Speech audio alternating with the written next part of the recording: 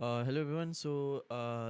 This video is for the Botathon hackathon, and in this video we'll see how you can actually get started with Zynd AI. So it's very simple. So the first thing which you have to do is just go to Zynd.ai. So this is the first thing that you have to do, and then what you have to do is just sign in with any of your account, and after signing in, you will see. You'll see a pop-up where you just have to claim your developer handle. So there you just enter your username that you want to claim, and then that's it. You just click submit, and then you will see this kind of dashboard. So now the first thing is, this is just the UI. So you don't actually have to create any agents from here. So this is the first mistake. This is uh, how you have to create agents is basically you have to first go to npm registry and search Zynd AI. So the first thing which you have to install is this Zynd AI SDK. So it has the CLI plus the TypeScript SDK, and then there is another SDK which is for Python. So if you are using Python, then you have to install both of these SDK. You have to install both the npm package for CLI. Basically, that CLI will be responsible for deploying both of your SDK agents. So basically, you will be using this JavaScript CLI to run and deploy the Python based agents also. So here you have to just search Zynd AI for the Python, and if you're working with Python, then you have to install both of these. If you're working with JavaScript, then you only have to install this, because that this includes the CLI as well as as well as the TypeScript SDK.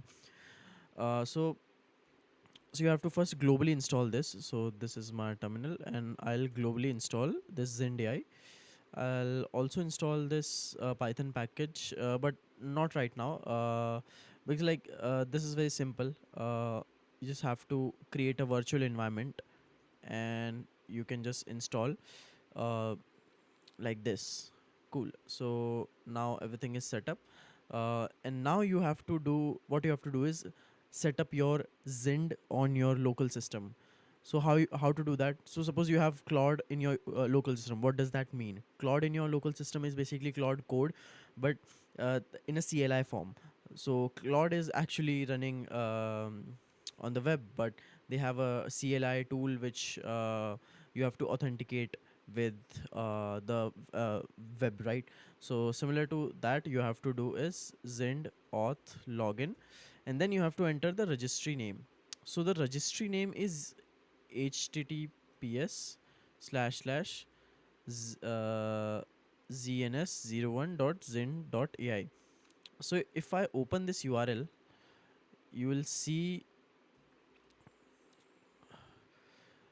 this is actually the Zynd's registry that is deployed. Um so you can run your own registry also, but that is not needed, because the aim for this hackathon is to develop AI agents and services, and not deploy your own registry.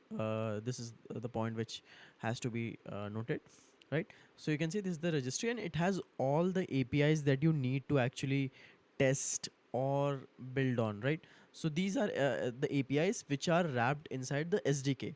So you have to use the SDK directly to save the development time. But if you want some more info that you want in a more customizable way, so suppose from here you can also see how many network stats are agents are deployed. You can resolve your name to identity, but this is not what you have to focus on for this hackathon. What you have to do is just enter this zns01.zen.ai. This will redirect you to the registry, and registry will redirect you to the Zynd AI's website, because Zynd AI website is our onboarding flow. That's why it is redirecting. That's why after typing this FORC, yeah. After typing this, you will be redirected to Zynd.ai and not ZNS01, right? And the force flag is for, because I've already logged in, so that's why I have to do / force, so to override my old config, right? So now you will see this UI and then authentication complete. Now you can just close this window and press Control C. Now you have logged in. So if I do Zynd help, I'll make this a little bit bigger. So you can see I can see Zynd keys.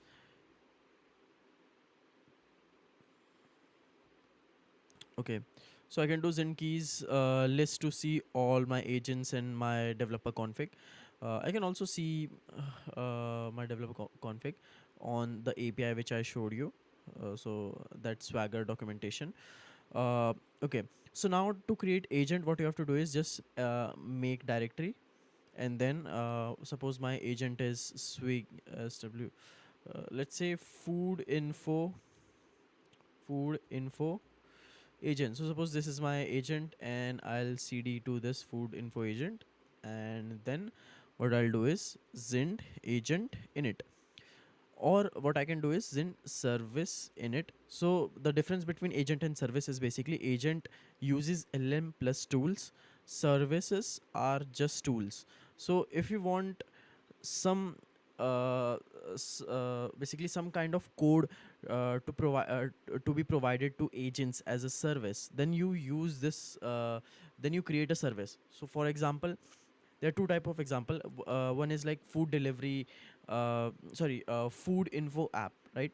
So there are two versions that you can make this app. So the first version is basically you create an AI agent that uses tools to actually fetch the information from Zomato about the trending foods today, uh, or basically in this month, and then you give it to other agent, right? But the thing is, you don't actually need to add a LM layer in this, because LLM is just is best for summarization, and here the summarization is already being done by the other agent from like for which you are providing the service to, right? So you can, when you are providing data as a service to other agent, then it's a service. But when you are providing agent to simplify complex workflows, then that is you have to create agent for that, right? So I'll go with agent because majority of people will be creating agent, and I'll do Zynd agent init inside my food info agent folder, right? Then it will say Python and TypeScript. So I've given you a tutorial for Python in the session, the workshop session, but still here I'll explain both of the SDKs.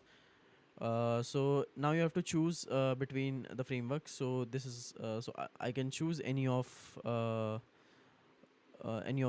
these frameworks. For now, I'll go with LangChain.js, and then my agent name default. I just clicked enter, and it automatically used the default name. But you can still change the name. Okay, so this is done now, and now you can see there are some files here. So the first one is payload.ts. So the use of this file is um, just to mention what is the request that your agent is taking, and what is the response format of your agent, that is the response it is giving. So it is typed here so that when other agent is actually querying your agent, so basically you have an agent, and the interface that other agents can interact is basically an API, right? So if I'm interacting, my agent is interacting with your agent, then the most simple way of interacting is calling an API. And how to call an API? So suppose Postman. So what you can do is, when you have your hackathon idea, right, in your mind, you created an LangChain or any other your agent idea in any of the framework, then what you can do is just create an API endpoint which takes some input like prompt. Prompt is the most basic one because every agent takes a prompt, right? Every LM takes a prompt, and then some additional info like what is your favorite food, or this and that, or what medical. So suppose if it's a medical information agent, then what medicine name you want to query, right? So you can ask like that. Basically the this API format. So similar to that, the API, the format is wrapped inside this payload.ts. So what happens is, you have to type since you are using TypeScript, you have to type the request body. So suppose if I'm taking any So here I'm taking a prompt, right? So I can edit. So suppose I want to take um, age of the user also from the agent, right? So I can do like this, or suppose if I'm creating a food agent, or suppose medical information agent, so I can take medicine name like this. I can do like this, and response I can either go with a normal standard response from the LLM directly, or I can give a very structured response in a JSON. Like, so this is basically the JSON, and the field is basically response. It's a very simple form of outputting data, and it's totally okay. I mean, for the hackathon, it's totally okay to just give it a normal response. In most of the cases, but you can also return like you can also input files like image, and then you can just do like this. So you can do like this, you want to take image also, or you want to take video, then you can you can do like this. So now when you run the agent, the other agent will know that what is the format of API call that they have to provide. So when the other agent is querying your agent, then that agent has to provide prompt, medicine name, image, or video. You can decide it here, so you can make it optional also. So it's minimum here. You can just do dot optional, suppose like that. So these both of the things are optional, right? So this is how it works, and in response you just give a response, and suppose if you're creating a image editor AI, then what you can do is just convert the image, given image, to some other kind of image, right? Some uh, generated image or edited image. So you can return images also, returned image. So I can do like this. Now my agent will process the given image or video and return a image, right? So this is how you actually type those information what you want to take and give back to the other agent, right? And now in agent.ts, what you can do is, so you have the payload here, right? Request payload. So now if I search the request payload, you can see I've passed this payload model. Wait, I'll just do control find. Okay, so in my message handler, so there will be a, so this is a very standard, you can just do chat gpt or just give it to Claude, it will understand that okay how it works. So it has tools, some tools like how to search agents, but for this agent we don't actually have to search other agent, because we are creating service agent, right? We are giving service to others, not, we don't have to find other agents, right? We just want to accept the information. So you will not need, you have to comment out this search agent, right? So this will be implemented by other agents who will be user focused agents, more like ChatGPT, Claude. These are user focused agents who will be using your agents to actually do the complex work, right? This is call agent, so this is also, you don't have to actually see. uh, you can create another agent to actually, or you can use Zynd MCP to test out your this uh, uh, test out your agent, so that you don't have to actually code all those things. We have already did, we have created our personal agent in MCP form, basically tools in MCP form. So you can just use that MCP server in your Claude and say that okay, find my agent, and call this agent, and it will call your agent and test out, so you can easily test out, right? uh, then you have how to actually handle the message, right? So I'll explain that also. So here there is this handler called on message, right? So on message, what it does is it takes input and it takes the task, right? And this handler, this handle input, this input handler has, it actually includes the request data. So if I actually mm, go to on message again, where's the on message? Okay, yeah.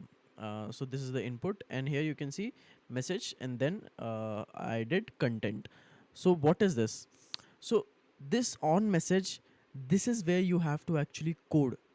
The other part is just boilerplate. The actual thing is here. So if you have already created your agent, so for example you have created this one project called ingest. So what they do is, in the hackathon what they do is, they take your GitHub URL and they run some kind of code review, and they give back a result in a file format, right? So they created this agent for agent and the API in their backend, right? So what they can do is, I'm just explaining a scenario. What they can do is just create a create a function that takes the input and then invoke that function here, right? You can just invoke import here and invoke the function here. That's it.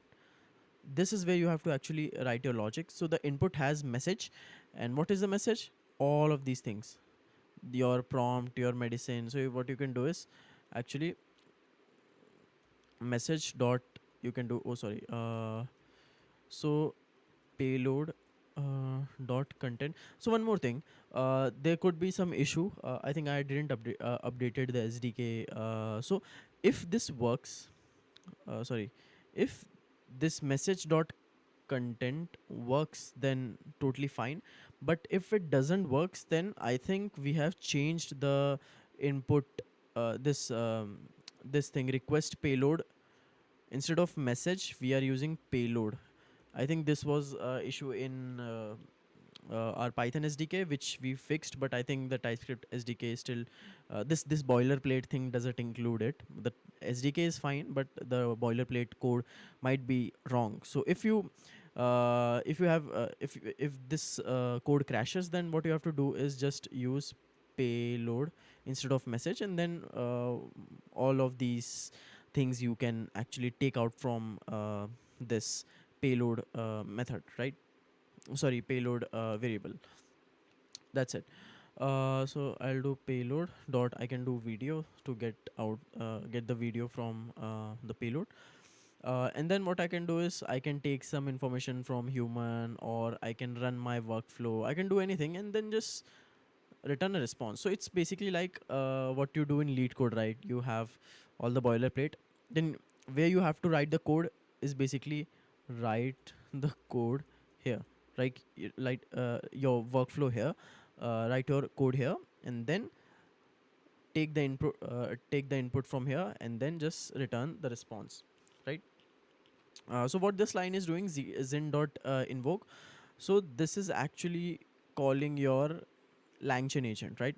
So you have, if you see here, LLM is equal to, so this actually builds your LangChain agent, which you set as a invoking entity in your Zynd agent. So basically, you have your LangChain agent created. You just plug that into the Zynd SDK, and then SDK will actually invoke your agent whenever it is needed. Whenever any response from external entity hits, suppose external agent calls your agent, then Zynd AI SDK will actually hit your agent. And how it will do is basically like this, Zendia.invoke, which you do inside the message handler. Like, so you just do Zendia invoke, then you just provide whatever data you want to provide. This is chat history. You can use any like super memory or any other memory, or you can use mem0 also. So there are a lot of agent memory frameworks, right? So you can any of those, and then write your workflow, run your workflow here, and then just response, right? So actually, this thing calls the LLM, which has access to tools. So you have to write your code in the invoking entity, and then you can just return the response. So it's very very simple. That's it. So this was just for explanation. I'll quickly go here and oh yeah, I forgot to tell you how to run this agent. It's very simple. What you have to do is just do for this pnpmi, so that all the dependencies are installed, and then in env you have to add your keys. So openai key, for now I'll just go with this so that it doesn't crash, right? And also, so that was for the code, right? Also what you have to do is in this is the main important part, when you have to run the agent. So what you have to do is, you have this agent.config.json, and if you're creating service, then it's service.config.json. And then what you have to do is, after like doing all your code and entering it here, right? You can use chat gpt or claude for this, also for migration of your normal langchain agent to this agent. How you can do that is, if you want more info, you can just go to docs.zen.ai. This has all the info, or you can just go to Zynd AI, uh, Zynd AI, and then you can, if you're developing in Python SDK, then you can just clone this. This is a public repository, and then give it to Claude that okay, how this works, how that works, and you can actually do that. And same with this TypeScript SDK. So this is very like, just go to Zynd.ai, right? Or you can just go to docs and read the docs. This is very simple. Cool. So now I have this agent, and I did npm install, and now I can just do Zynd agent run. But before this, I have to do some changes, because in in agent.config.json, I can actually add more info. So this actually contains a very basic info. So what you can, for SEO purposes, because every website has HTTP is basically Internet of Humans. Zynd is basically Internet of AI agents, right? So in Internet of Humans, or basically websites, you have to actually use SEO to optimize your website's ranking, right? Similar, for in Zen network also, you have to add description, category, tags. You can do this to optimize, so that if anyone searches for your agent, it can actually find your agent more easily, and your ranking is also improved. Cool.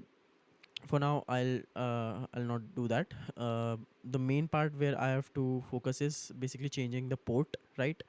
And auth mode, you can leave it to permissive, or what you can do is make it open, so that you can actually, when this server is running on port 5005, you can actually use postman to test your agent. Because if this is not open, you have to follow Zynd AI's authentication standards. It's basically, you when auth mode is open, there is no sign in button, you just enter the website. But if this is permissive, then you have to actually go to click on Google, and then sign in with Google. I mean, not exactly sign in with Google, but in the agent's perspective, I'm explaining you that it has to follow some kind of authentication protocol to do this, which you can't do that with Postman. So that's why when you're testing your agent, your Zynd agent, you have to actually make it open. You can add skills and description also. So this is basically just for SEO purposes, so that other agents can find it, right? And when you're using ngrok, you have to add another thing. So for now, this agent will run on local, right? So I'll just do Zynd agent run. So this will actually, okay, so it actually registered my agent. How I can see if it is registered or not? I can just go to Zynd, uh, zns01.zynd.ai. So this is the registry, and I can just go to this API.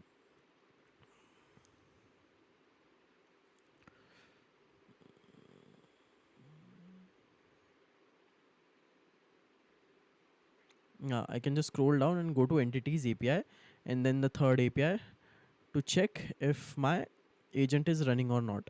So I can see the agent is running, is up and active, right? And it is currently running on this. I'll just move it here. My agent is running on my local host. But the problem is that I can use Postman to call this agent, but other agents cannot find this. But for the hackathon, till here it's totally fine.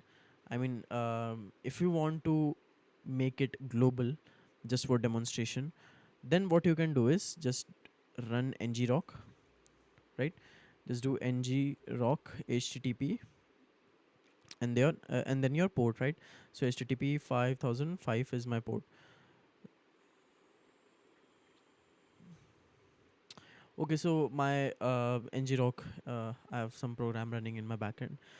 So you will get an ngrok URL. So if you have set up this ngrok, you can download it from, or you can just do ChatGPT, or you can download it from here. So this is the website. You can download ngrok from here, and then when you run this command, you will see a long URL. What you have to do is just copy that URL and add it here.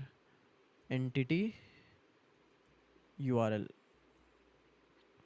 and here you have to add your https ngrok, like this, some kind of URL which you will get.